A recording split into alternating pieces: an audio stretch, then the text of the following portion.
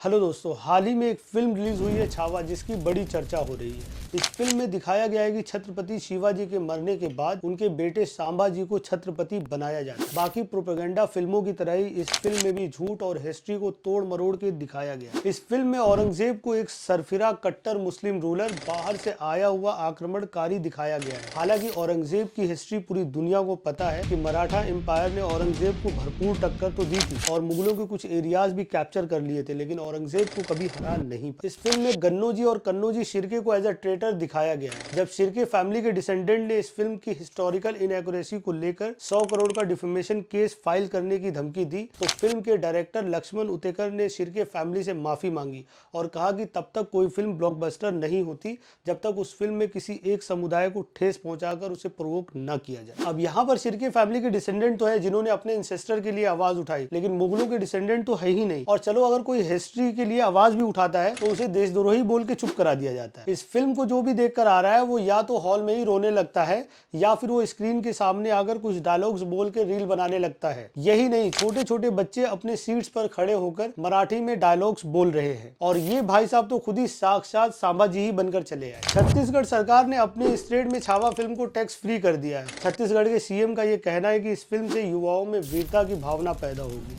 कुछ हद तक ये बात भी ठीक है। छावा फिल्म से प्रेरणा लेते हुए कुछ हिंदू सेना के युवा पहुंच गए मुगल एम्पायर को खत्म करने अकबर रोड। यहाँ इन लोगों ने पहले बोर्ड पे पेशाब किया, फिर शिवाजी के पोस्टर को अकबर के नाम पर चिपका दिया और इस तरह 3 बहादुर लोगों ने न्यू इंडिया से मुगल एम्पायर को खत्म कर दिया। क्या है आधी अधूरी हिस्टोरिकल फिल्मों की सच्चाई और क्यों फैलाया जा रहा है फिल्मों से वेनम, आइए देखते हैं। इस फिल्म की कहानी है छत्रपति शिवाजी के बेटे सांबाजी की, जो अपने पिता के डेथ के बाद मराठा एम्पायर के छत्रपति बनते हैं। इनके सामने सबसे बड़ा चैलेंज होता है मुगल एम्परर औरंगजेब। टीजर में ही दिखाया जाता है कि सांबाजी शिवलिंग की पूजा कर रहे हैं और औरंगजेब को दिखाया जाता है कि वो टोपी लगाकर लाशों के बीच में खड़े हैं। मतलब इस फिल्म के टीजर से ही ये पता चल जाता है कि इस फिल्म का हिस्ट्री से कुछ लेना देना नहीं है। इस फिल्म का मकसद सिर्फ इस्लामोफोबिया फैला के हिंदू मेजोरिटी को भड़काना है। गुटके वाले भाई साहब की फिल्म तानाजी ने भी छावा की तरह ही प्रोपेगेंडा फैलाया। इनकी फिल्म में भी औरंगजेब और शिवाजी इनडायरेक्टली लड़ रहे थे। हिंदी फिल्मों में या तो मुगलों और राजपूतों को लड़ते हुए दिखाते हैं या फिर मुगलों और मराठाओं को। पद्मावत में भी अलाउद्दीन खिलजी को एक दरिंदे की तरह दिखाया गया। नोटिस करने वाली बात यह है कि जब सीन्स मराठाओं के किलों के आते हैं तो सूदिंग सा music, bright colour, over diabetic dialogues होते हैं और जब मुगलों के सीन्स आते हैं तो स्क्रीन पर मनहूसियत छा जाती है। बैकग्राउंड एकदम डार्क कर दिया जाता है, पीछे सूदिंग म्यूजिक तो छोड़िए, चील कौवों की आवाजें आती है, डार्क और डल कलर्स दिखाए जाते हैं। पद्मावत फिल्म में जैसे ही राजपूतों को दिखाते हैं तो दिए जल रहे हैं, रंग बिरंगे फूल खिले हैं, गुलाल उड़ रहे हैं और राजपूतों की कॉस्ट्यूम्स भी लाल, पीली, नीली, गुलाबी हो रही है। और जैसे ही खिलजी का सीन आता है उसके कपड़े भी काले, बैकग्राउंड भी पूरा काला। वो तो फिल्मों में अभी तक ताजमहल को काला नहीं दिखा पाए, नहीं तो उसे भी काला ही दिखा देते। ऐसा दिखाने का बस यही रीजन है कि इनको ये दिखाना है कि मुगल, खिलजी और सल्तनत वाले सारे वैसी दरिंदे और अनसिविलाइज्ड थे और देखो देखो उसी धर्म के मानने वाले आज भी वैसे ही है। हिस्टोरिकल फैक्ट्स की धज्जियां उड़ा दी गई है फिल्मों को कमर्शलाइज करके। फिल्म के सक्सेस का पता इससे नहीं लगाया जाता कि फिल्म में कितनी सच्चाई है या फिल्म से सोसाइटी पर क्या असर पड़ा है। आज बस फिल्म अच्छी है या बुरी है इस बात का पता सिर्फ पैसों से या प्रोपेगेंडा से लगाया जाता है। अगर फिल्म ने अच्छे पैसे कमाए और प्रोपेगेंडा भी खूब तबीयत से फैला दिया है तो समझो कि फिल्म हिट है। इसका असर 20 फरवरी को आगरा में देखने को मिला, जब एक मुस्लिम गाइड सगीर बेग ने टूरिस्ट को बताते हुए एक जगह पॉइंट आउट किया और कहा कि यहाँ शिवाजी को कैद कर लिया गया था। तो टूरिस्ट भड़क गए, उसे पीटा और उसकी नाक शिवाजी के स्टेचू के सामने रगड़वाई। अब इन सब का जिम्मेदार कौन है? इंडियन ऑडियंस के सामने ऐसी फिल्में कई सालों से परोसी जा रही है। 1997 में बॉर्डर फिल्म आई जिसमें पाकिस्तान और इंडिया की 1971 राजस्थान के थार डेजर्ट में हुई वॉर को दिखाया। फिल्म के हिसाब से कई सौ इंडियन सोल्जर्स की मौत होती है, लेकिन असल में सिर्फ 2 इंडियन सोल्जर्स शहीद हुए थे। फिल्म में अक्षय खन्ना ने सेकंड लेफ्टिनेंट धर्मवीर सिंह भान का किरदार निभाया है और पुनीत इसार ने सूबेदार रतन सिंह का। ये दोनों ही फिल्म में बड़ी ही इमोशनल और बहादुर मौत मरते, लेकिन असल वॉर में ये दोनों ही बच गए थे। धर्मवीर सिंह भान की मौत 2016 में हुई थी और उसके 6 साल बाद सूबेदार रतन सिंह की मौत हुई। दूध मांगोगे तो खीर देंगे, कश्मीर मांगोगे तो चीर देंगे। 2002 में आई फिल्म माँ तुझे सलाम का यह डायलॉग बहुत फेमस हुआ था और उस वक्त बीजेपी की यूनियन गवर्नमेंट थी।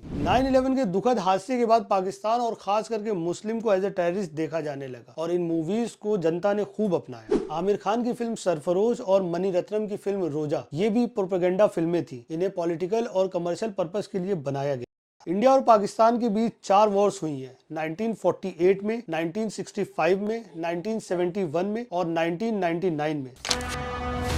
How a cry of anguish made India help set a nation free. How a mighty set of heroes achieved India's greatest military victory.